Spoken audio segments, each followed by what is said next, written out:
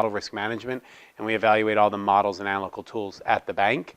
And about my comments, what I'll talk about today represents my opinions and do not necessarily represent the views of Regions Bank, just kind of how I see it.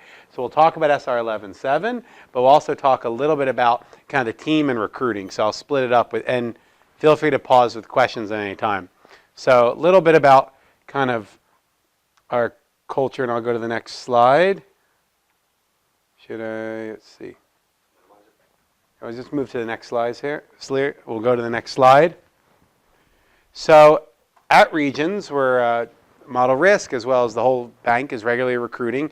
About 80% of our quants are based in Birmingham. So this is where most of the hiring is. Our team of 25, we have 23 of those are based in Birmingham. And those that are not in Birmingham, it's usually their spouse got a job in another city and they moved, and they had been great performers for many years. And then they work remotely. And they moved because of personal reasons. Usually a spouse got a job. So everyone is designed to be in Birmingham, but we're very flexible based on when life requires you to leave the city. So we think about our team's culture, and we'll go through, I don't need to read through each of these, and this deck's available online, but collaboration is a big part of what we do, right? Most projects, whether you're validating a anti-money laundering model or a fraud model or a capital markets model, or about 25% of our models are credit risk, right? That's the largest single area of modeling at a bank. So whether it's a credit risk model, almost everything you're not working by yourself. It's a collaborative process. So you're collaborating with people on your team when you're testing those models, and you're of course trying to build trusting relationships with the model owner. And that's really important, building that relationship, building that trust with the model owners. Most model owners, 4 to 5 model owners and model developers are in Birmingham, so you can kind of, build that trust with them in person. Others ones you just kind of work over the phone. So stand behind your work, but speak up when you find areas for improvement, right? If you have an issue, you make sure you share that with people honestly, and always be humble, right? When in validation, you're never the smartest person in the room. These people have been working on building their models for many, many years, and you're coming in for a briefer period. So you have to bring humility while still challenging the results. And so striking that balance of bringing that stature where you can find areas of improvement after you've looked at it for just 2 or 3 weeks, while they've been working on it for a much longer period. So striking that balance is extremely important. Empathy, right? So that's a big part. Active listening, that's an area where we train our team a lot, right? And that's where, especially when we hire people straight out of grad school, that might not have been an area that they had developed in their schooling, and just how to really understand the model developers and hear their point of view. Passion, our team, we encourage work-life balance. Our team happens to be, we have a lot of young parents on the team. We had 5 baby showers out of 25 people on the team last year. So very, very, well, I shouldn't say young, but a team where people have a variety of demands on their life. So we have a lot of, 2/3 of the team have a kid between 0 and 6, just to put that in perspective. So a very young team, very diverse team. 35% is female, so about 1/3 female, 2/3 male. Diversity in terms of everything you can imagine, national origin, a variety of, it's just a very diverse team. Educational experiences. 45% PhDs, about 45% masters. Half of those are split between kind of a more pure quantitative masters, math, stats, and the others qualitative, well, not qualitative, but less hard math there. A lot of MBAs, and then the remaining about 15% have bachelors. The bachelors are traditionally in computer science, and then we find been very successful kind of training up computer scientists to be data scientists and model validators. So a variety of backgrounds, passion, coaching, how to coach up, how to coach down. Before, we very rarely hire someone externally to be a manager. All the validation managers used to be analysts on the team, and they worked their way up to manager, and part of that was just to see that they were really good at coaching sideways to their peers, and people would go to them for questions voluntarily, right? They didn't have to. They weren't a manager. And you could see that they were really good at coaching. That's usually the biggest predictor of getting promoted. There's a lot of things. You need to be qualified, but you're really good at coaching. Winning, we work together as a team. We challenge each other to the best.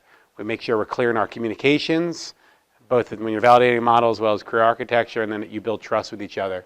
So that's just some of the team culture, and that's always evolving. But I'll pause with questions before going to the next set about hard technical skills you would need. Questions? Anything sound surprising, or is this kind of what you'd expect? Well, I will ask, how difficult for you to find people with this kind of qualification in Birmingham? We've been very fortunate. So generally, when you hire someone local, where the people recommend their friends. So we have one guy. He was PhD economics Auburn 2013. So we hired him, and then his friend went to SunTrust and went somewhere else, and then he said, "Oh, we're hiring at Regions. Do you want to come here? Oh, do you want to come here?" So you end up getting like a lot of crops. So we have, I think, like maybe 4 or 5 people that did a master's in stats from Alabama 2015, and then we have like a crop of Auburn PhD 2013, and we have like I think 2, and now someone applied UAB PhDs in math from 2017. So you end up getting these crops because people recommend their friends. We have a variety of people apply because their spouse may work also at the bank, or they're in town. We do a lot of recruiting from local firms. There's a lot of internal hiring, right? Regions is very committed to grow your own, and so they invest in a lot of talent that may historically not have been, wouldn't consider themselves data scientists or wouldn't have considered themselves quants, and are really interested in developing. So we have a Regions Analytics Institute, where we take those that may, again, traditionally not have had the academic backgrounds in the space, but are really passionate and have been taking classes on Coursera, teaching themselves R on the side, teaching themselves Python, took a variety of math courses during their undergrad. Maybe came out the equivalent of a minor, and they're working their way up. So there's that. And of course, on the other side, we get a healthy crop of PhDs in math from UAB, from Auburn, from Alabama. Most associates have some sort of tie to the area, not all. We have some people that come in from everywhere, all over the world. So I think we've been very fortunate. The benefit of Birmingham is the benefit.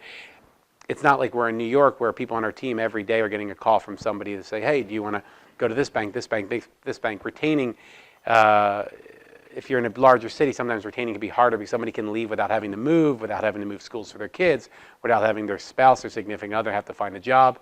Here, if someone goes external, usually that requires them to really pack up and move.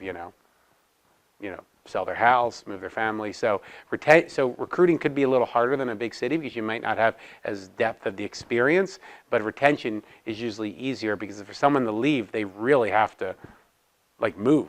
So, but we've been very fortunate with talent. About half our hires are internal and half are external.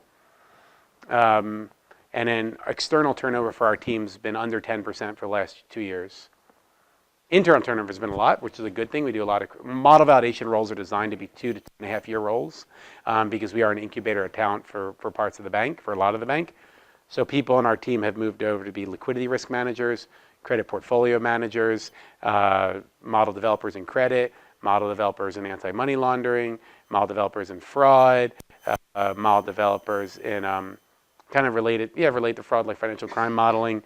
A lot of people also that might be in an area where it's a little less quantitative, and they want to come to validation to strengthen their quantitative skills, to go from a C to a B or a D to a C or whatever it may be, and then want to take that experience after a year and a half in validation and go back into their credit risk role, and then compared to their peers, they're the strongest quantitatively. And so a lot of people, and that's great for us. We love to get that business expertise to balance out the team. So, yeah, so we've been fortunate enough to find talent. Is that helpful?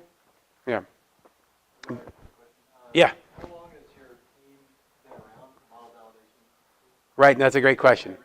Yeah, so it's pretty new. So I joined in Regions at March of 2014, and our team was pretty small, maybe 8 or 9 individuals, and we significantly relied on outsourced external support, model validation support from some large firms, and so it took us a while to build it up. So so about 8, 9 people in 2014.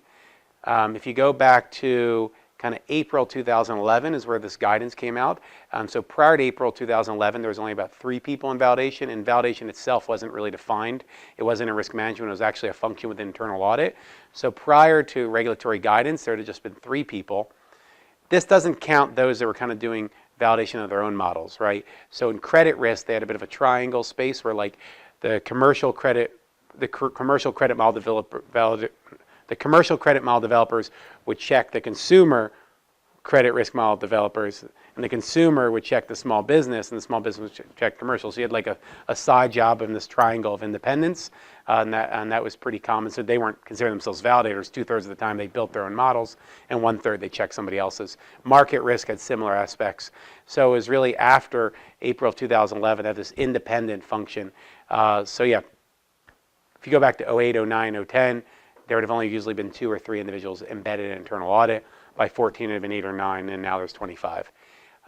And that's just the growth of modeling. Part is the line of business once challenged to their quantitative processes as more decisions are made quantitatively, whether commercial underwriting, consumer underwriting, fraud, anti-money laundering. They want that effective challenge. And of course, there's some regulatory expectations as well. So those two combined, the line of business. And nowadays, I'd say the line of business is the larger demand for effective challenge. And then there's also the regulatory. So yeah, so the team's grown a lot, and our peers as well. You know, Citibank, from my understanding, has 370 validators in the U.S., just in the U.S. alone, across their 4 sites. That counts Dallas, Tampa, New York, and I think Charlotte. So yeah, so we've grown a lot. Good question. Other questions? I will go to the next slide. There it is. So when we interview people, we interview about half of the time is kind of emotional intelligence, right? We're asking the kind of the soft skills, and half the time are the hard skills. And we'll get down to the hard skills. And even those hard skills, you can find, are they hard or not? But so we ask questions on collaboration. You know, tell me a time you worked on a project with someone on a team and they weren't pulling their weight. How did you handle it? Tell me a time you were in college and you had a team assignment and everyone had a variety of skills and interests and abilities and you know, work ethics. How did you handle that? Those basic questions. You like working with other people. You know, we ask questions about reliability, integrity. Are you honest? Are you good at time management? Do you hit deadlines? That's important. You might do great work, but if you always miss deadlines, that's going to be, you'll struggle to perform on our team. You have good verbal and written communication skills, and overall, can you build trust with the line of business? You know, trust is a function of proven competence plus credibility plus relationships. You know, all that together makes trust. So that's about half the interview. And then the other half of the interview, we break up into thirds as well. So one is just your knowledge of banking. Sometimes you kind of just jump ahead. If you have an FRM, that's usually like, all right, well, they're probably already good on the green. So like an FRM usually helps a lot. CFAs as well, and other types of metrics of that. So we ask questions, do you know banking? How, if you're internal, how well do you know Regions' products and portfolios? If you're external, like just read the 10K before the interview, or the 10Q. Knowledge of Regions' data and systems, credibility with Regions' stakeholders. So if you're internal, do people like you and respect you and think you're honest? And then you knowledge of data. So that's the third. Then the other, so if you think of a data scientist or model validator as a 3-legged stool, no one's going to be perfect here, but 1/3 is banking, 1/3 is IT, 1/3 is math and stats. That's basically the way we consider it. And some people are going to be not well-rounded, they're going to be pointy, right? And that's great. We have some people that are really, really good in just one of these 3, and they don't have any skills in the other 2, and that's fine. We still hire them. So you don't have to be, this purple unicorn here. There's very, very few people that fit in this bucket. So don't be like, oh, I don't have all 15. I'm not available. Very few people do, but this is just how we evaluate. And so what we want across the entire team, across 25 people, is that we have all these 15 covered. But as an individual, you may only have 2 or 3 covered, but as a team, we have it all covered. So when we look at our team, we think, okay, how do we need to hire for? Okay, well, right now we need more capital markets experience because there's always capital markets models. We don't need more credit models. Oh, now we need more credit model experience. Okay, now we need more line of business experience. We have a lot of people straight out of academia. Oh, now we have a lot of people that are internal MBAs. We need more PhDs. And so you're just trying to strike that right balance. So the red is just the traditional programming, IT skills. Can you write code to gather data, right? So SQL is going to be really useful there. Ability to write code to explore the data. Can you write code to manipulate data? Can you write code to extract actionable intel? Can you write code to build models? And can you write code to implement models? Number 11 is actually probably an area we're really spending a lot of time finding people. So when we've interacted with some people that know, Node.js, React.js, that understand container technology, that really understand how you deploy models and implement models, that's been a big win. A lot of that is actually just interviewing people that currently work in IT departments that their background might not be math or stats, but they have an interest in math or stats, so they help us with point 11. And 12 to 15, are traditional math and stats. So do you have math skills? Do you have stat skills? Do you have math skills? Do you have practical knowledge and experience of applying stats in a banking setting? And do you know how to interpret and explain models? So a pause on skills. And this isn't representing the bank. This is kind of how we in our team approach hiring. Yes? When you say write code, what software are you using? That's a great question. So a variety of models come in a variety of software. I'd say 30% of the models are built in SAS. So if you know SAS, that's good. It's about 35% of the models right there is in SAS. Some are built in MATLAB, R, Python. Very little do you need like front end, like you don't really need to know Java. I mean, out of the team of 25 people, we need like 1 or 2 people that know Java. So like if you don't know Java, it's not a big deal. We only need 1 or 2. But if you know Java, that's great, because then you'd help fill that 1 or 2 gap. And if you know Node.js and React.js, we only need 2 or 3 people that know that. So the core of writing code would be, MATLAB, SAS, R, and Python. Right now, there's a lot of people already that are internal that know SAS. They just come from different roles. So the bigger demand would be R and Python. Is that helpful? Other questions? Yeah. Do you do much training within your team? We do a lot of training in our team. So we have a thing called the Regions Analytics Institute. You have to be nominated by the executive in your area. I think we're taking in 32 people this semester. It's an 8-week course. It basically takes up 50% of your time, so your executive has to be supportive of that. We have a lot of colloquium, so we have machine learning colloquium and explainable AI. We have a lot of Python courses. One area we spend a lot of training is teaching model developers kind of modern software techniques, like modern, computer science, modern programming techniques. So a lot of training on that. Teaching people how to use Bitbucket, which we use in our Atlassian stack. It's a code repository environment, like GitHub, if you're aware of GitHub. So that's a lot of teaching people that may have grown up not familiar with modern kind of software best practices. So a lot of training on that. And then the opposite, right? Teaching IT people math and stats, right? Because they already know, Bitbucket and all the tools we're using, Jira and Confluence, they already know that. As we move to OpenShift for model deployment, the IT people already know that. So we don't teach them how to use Jira and OpenShift. We have to teach them math and stats. So if the people that are coming in straight with their programming skills, and the people with the math and stats that might not have the programming background, or the stronger IT skills, then we're teaching them Jira and Confluence and others.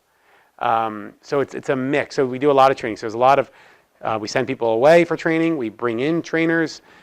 We do associate-led training. We do a lot of mentoring. We do a lot of rotations. Right now we have someone on our team lent out for 3 months to another department. We have someone we're borrowing for a month. A lot of mentoring, a lot of rotations. We do monthly lunch and learns. We have an annual quant summit. And of course, just on the ground training and specific, like one guy on our team, he's an econometrician, I think Auburn PhD economics 2015, 2016.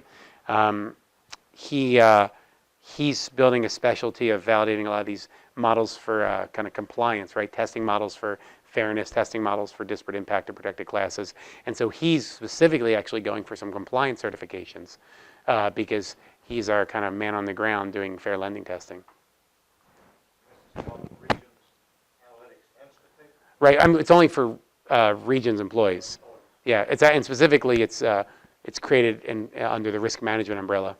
You have to be recommended to attend. You do. Well, because if you're extremely busy, then we don't want any people signing up and they can't make it. 8 weeks of intense training. Yeah, it should be about half your day. Yeah. Plus half of your time. Yeah, most of it's actually been focusing on teaching people that know SAS, R, and Python. And so it uses Data Camp. We have a license with them. So it's part of and we're very fortunate. We have a lot of people that have SAS programming skills that have no knowledge of R, Python and want to know R and Python. So it's a great way to expand people from SAS are in Python. Almost everyone in the class knows SAS, but doesn't know R or Python. That's just the profile we happen to have.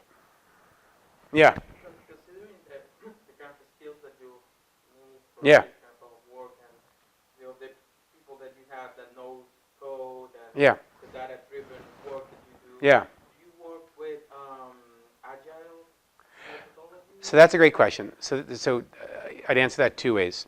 So one, model developers might use agile methodologies, right? And so then our team, we're a model validation function, we're an assurance function. So we will embed ourselves as part of the 2-week sprints as subject matter experts. And we'll try to do live testing, less formal than traditional testing we do. So we're giving live feedback and they can fix it on the spot. So that's where the model developers are using agile methodology and we serve as SMEs there. Separately is the question, are we in model validation using agile? So there we have not done that across the board. We have tested that in some specific compliance related kind of tests of models. Okay, we're going to quickly test this model for disparate impact. And there we've experimented with the agile methodology. So that's that. Generally in IT, they're also moving away from a waterfall process and more towards agile. And as the worlds of IT and the worlds of modeling get closer and closer, if they were here and now they're here, you're going to see more of kind of a DevOps, CI/CD, kind of agile influencing model development. And especially as you see if you go back 5-6 years ago, I don't know most, but a large share of modeling was built from a regulatory purpose, right? Capital planning or economic capital. Now the vast majority of modeling is built not to meet regulatory needs. I mean, they meet regulatory expectations, but they're built because the line of business wants those models. They want to figure out ways to be more profitable. They want to automate processes. They want to use analytics and modeling for more accurate and quicker decisioning.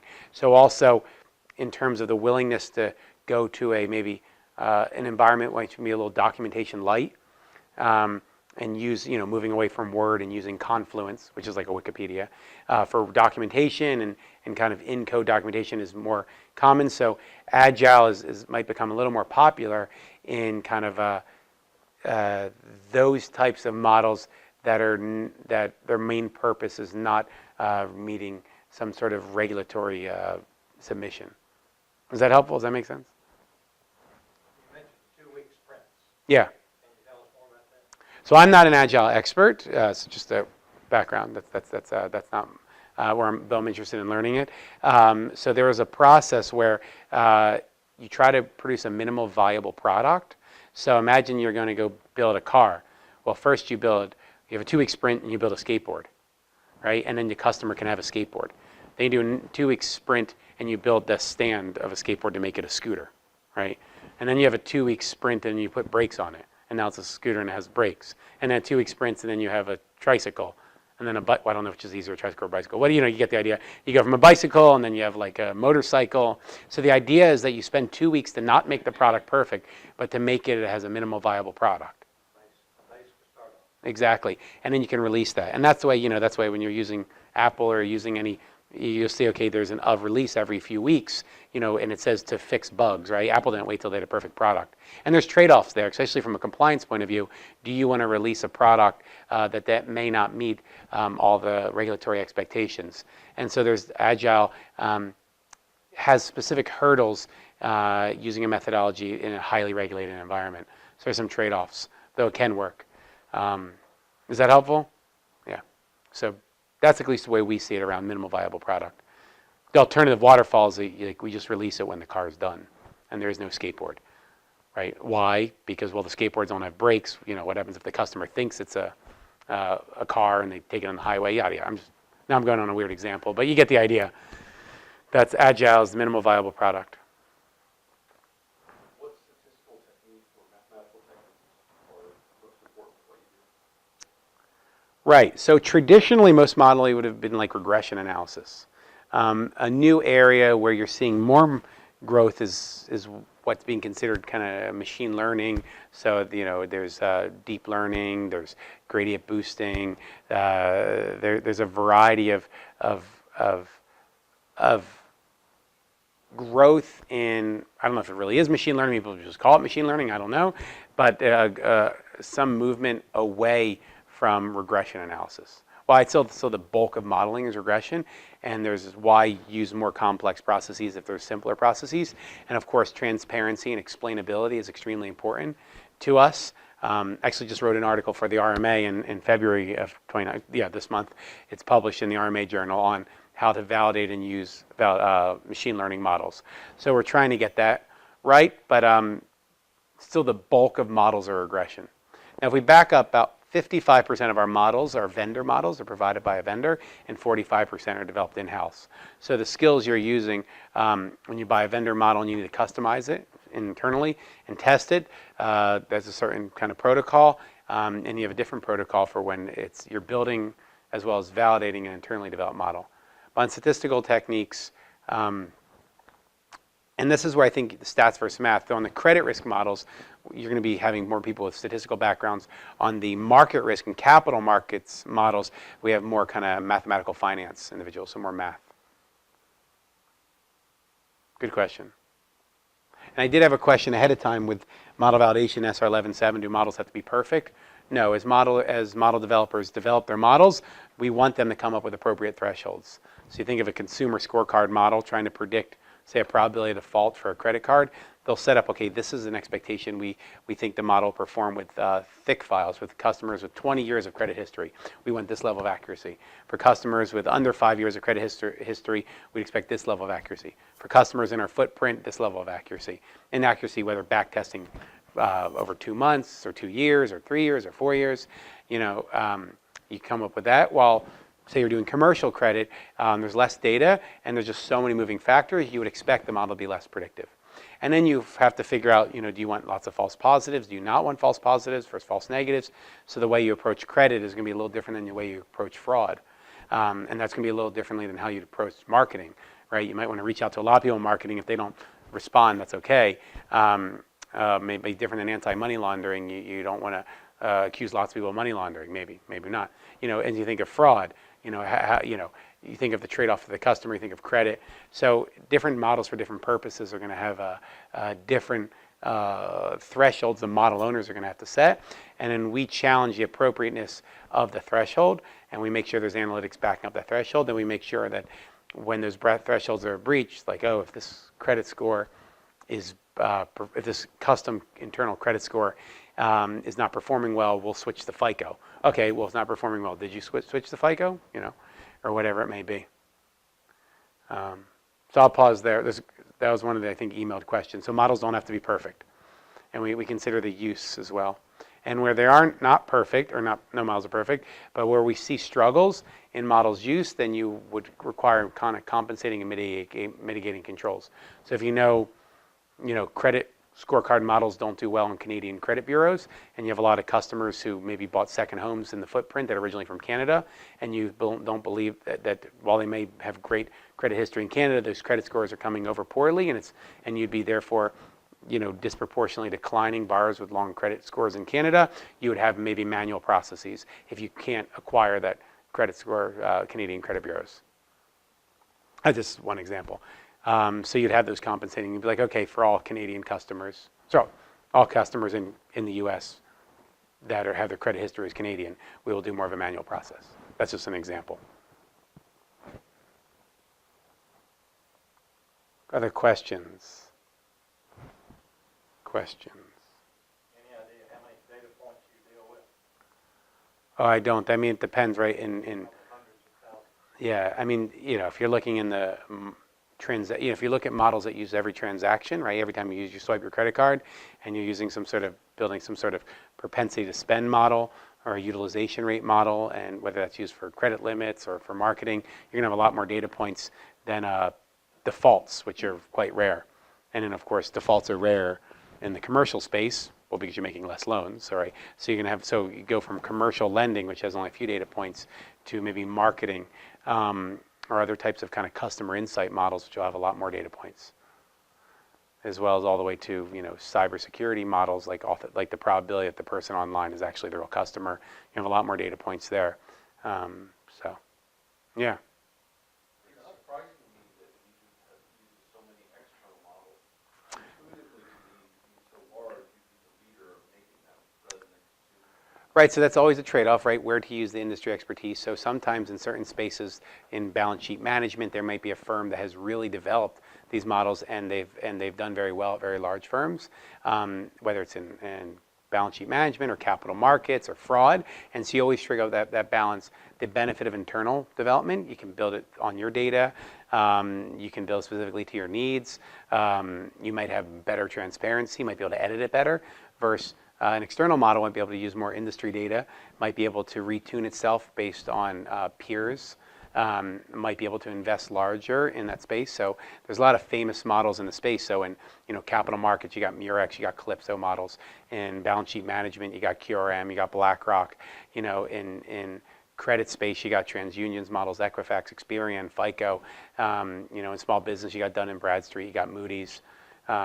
S&P. So you have a lot of vendors that historically have been building these models for many years, and so you have to, and I think you have to evaluate, is it worth building it yourself, and what's the lift you get. So, but that is definitely a conversation that occurs, and in many areas you actually build challenger models. So can your model outperform that one, and is it worth the lift? Yeah, good. So are these models purchased? Well, I mean, you usually get are they what? No, usually each bank will negotiate an agreement to use the vendor model and negotiate levels of transparency. And there's be rules on reverse engineering and so forth. Like there'd be, your procurement and legal team would work with the line of business as well as the vendor to figure out what their relationship is and what data you need to provide. Are you providing data? Are you not providing data?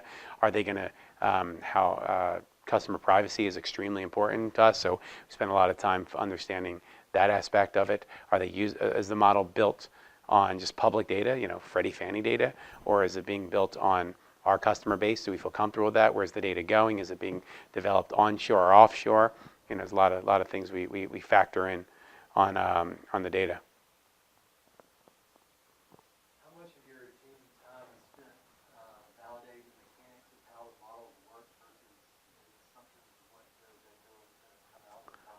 Yeah, so I'd say 1/6 of our time is what we would call challenging conceptual soundness. So basically 1/6 is the model's use. So you imagine a model that's built to originate loans in the Southeast portfolio. And they say, oh, wait a minute, it might be used to buy loans on a national portfolio from a fintech. Well, is that appropriate, right? Is that use make sense for this model? Is it built appropriately for that? Then you would challenge this conceptual soundness. And within that, you're challenging, is the model segmented right? Is there appropriate variable selection and so forth? Then you challenge the data. That'd be like our third of the 6, right? Input data, output data, data manipulation, data appropriateness, data representation. Then you would test implementation. If they're building the model in SAS, but they're converting it to, C++ or whatnot for implementation, how was that implemented right? Was the model that actually went live for customers' decision-making the model we thought? So a lot of implementation testing. That's why the skills in red are so important. And that's some of the skills, but implementation testing is another 1/6. That'd be our 4th area. And 5th would be actually model performance. So benchmarking, back testing, stress testing, scenario testing of the model, just overall performance monitoring.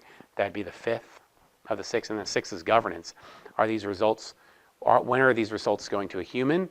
And the human makes a decision versus when these results make automated decisions. So, apply for a credit card in most banks, there's no human saying yes or no. When you swipe your credit card oddly online and you immediately get a fraud alert, there's no human saying yes or no, right? Those models are immediately interacting with the customer. For some other ones, the model is an input into a business decision maker, maybe a commercial credit. You're going for a $100 million loan. The model is an important factor, but only one factor that a human underwriter is going to consider. So that would be kind of our 6th area, is kind of what's that governance around the model, and do you have where the model immediately says yes or no to a customer, or where's the governance first when it goes to a human, and the model and the human evaluates that input. What are you evaluating new models that are coming out versus stuff that Regions already uses and is trying to check up on? Yeah, that's right. So there's a healthy flow, right? There's new existing models, and there's always the interest in refreshing those and benchmarking them to industries. And then there's always new models as areas of the bank that may historically not have been using models see that there's an advantage, whether it's for understanding just more customer insights, or it's for just making better capital market decisions and so forth. So we have both. We have existing models that are getting improved, and there's a evaluation of purchasing new models or getting those arrangements. And so we're in regular conversations with vendors as well as lines of business to understand where the best way to deploy our analytical resources. Good question. Other questions? All right, well, you feel free to email me. My name is on the first page, and my email is just my first name dot my last name at Regions. There's an S at the end. Just someone had emailed me once, and they did not put the S at the end of Regions. So it's first name dot last name at regions.com. I'm also on LinkedIn. Questions? Yeah, sure. How do you handle documentation with your internally built model? Yeah, it's a great question. So, we want to make sure that a few things, that there isn't key person dependency, right? Someone develops a model, and then if that person leaves, then okay, what do you do? So documentation is quite important for that. Documentation is also important for when you want to, when the line of business wants to know, is this model appropriate for that use? And leadership wants to have that documentation. And so I think we do require levels of documentation, whether it's from a vendor or internally developed. It doesn't need to be onerous. It doesn't need to be duplicative as people use more things like Confluence. And also as just people are using different techniques to build their models, right? So they're using kind of, Jupyter notebooks. We're seeing more models developed in Jupyter notebooks. We're seeing a lot of R Markdown is where the models are developed, where the code is actually commented in there, and then therefore you're seeing a lot less Word documents as people are using more Markdown and Jupyter notebooks. So I'd say you're seeing less and less documentation in Word, and you're seeing it more embedded either in Confluence or Jupyter notebooks or R Markdown. But you still need documentation to explain how you got comfortable with those choices. And certain things, we would expect more documentation, especially in consumer-facing, models, versus those that might be not consumer impacting. You might have a different sensibility or sensitivity there. Is that helpful? Yeah. Yeah. What are the most common flaws you see? Right. So that's a great question. So I think one would be applying the model in which it wasn't built. So that'd be an issue, right? And so I think that's often a flaw, right? And so is the representation of your data set appropriate, right? So when you're building the model on a set of whatever it is, you're building a model, say it's a loss forecasting model, you've built it on a benign economic environment, and you're applying it during a stressed economic environment, right? So your data set doesn't represent it. You're building it on customers of a certain that only got loans in a benign economic environment, or you've only built it on certain credit-worthy customers, or in capital markets, you've only built it on certain, vanilla or back-to-back trades, and you want to use it on more complex trades, or fraud, it's built on a certain history of fraudulent transactions, and criminals have developed different techniques, or you've built other types of kind of financial crime models on historical practices, and the bad guys have changed their historical practices. So I'd say the number one thing we see is in which the current behavior of the actors deviate from the historical behavior of actors, as well as those actors being different individuals or different entities, and so therefore the applicability of those models in this new environment. Then from a mechanical standpoint, what would you recommend that some of us who might build models are probably much more basic models than what you're Oh, no. what would you recommend we don't do, so to speak, that's maybe quite common practice? Yeah, so I think really just get to know the model user very well, and so you really understand what they're going to use the model for. And then you can make sure you build the model that meets their needs, right? So if they're going to just use the model for, credit limit, saying, okay, this model is going to help us determine, do we make the credit card limit 5,000 or 8,000 or 10 or 12, and that's going to be all automated. But you think they're going to be using it for probability of default. Well, then credit limit's a function of economic value of the customer, right? Ability to cross-sell, ability to cross-sell wealth management, ability to cross-sell deposit relationships. It's not a million, but, 24 factors that would come into a credit limit decision in terms of economic profitability, and PD would just be part of it. While if you're doing a PD model, it might be a little different. So I think really understanding the use. I give the geography example. Are they using it in a geography? Are they going to use it often? Are they not? Where are they going to have manual process? So I think the number one thing, if you're building a model, get to know the model developer, or get to know the model user and what they actually want. Right. And would you always recommend, say, before even starting a model, having an expectation? Yeah, you should have. Yeah, you should have an SOW, like a statement of work, an agreement saying, you don't want to be building a spaceship when they need a bicycle. Like if their goal is like, I need a vehicle to go buy a quart of milk. Well, is the quart of milk 1,000 miles away, or is it down the street? And so I think that's a big issue, is that you want to make sure that you have a brand personally of building models that meet their needs. And they don't want complex. They may not want a complex model, but like, this is not what I need. I'm looking for some interpretable, easy to change analytics on this set of customers. If you give them that and they want this, that might not meet their expectations. They might not come back to you for future analytical services. So yeah, so just really understand the model owner's needs. Yeah.